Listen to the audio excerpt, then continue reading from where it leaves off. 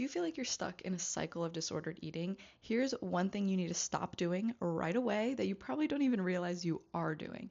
So, two steps to the process. Number one, we don't often realize that we are actually identifying with our problems, with our struggles. So, this often, I see this very plainly when people will say, my blank. So, my ED, my disordered eating, my addiction, my whatever.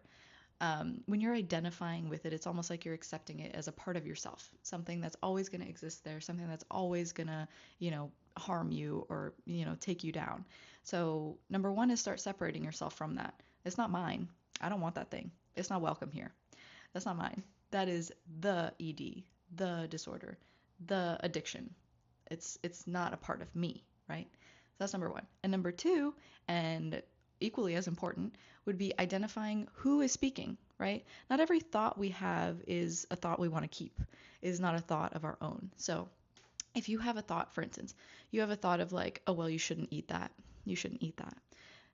Is that really a thought that's true to you, or is that the ED, right? Is that the disordered thought? So separating yourself identity wise and then also separating your mind about those things. Every thought you have is not your own. It's not something you have to keep.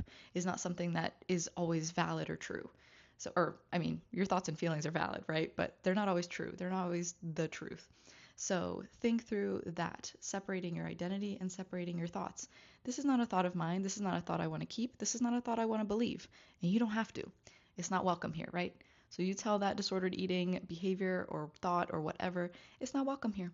And it's not a part of my identity. So, yeah, tip for the day.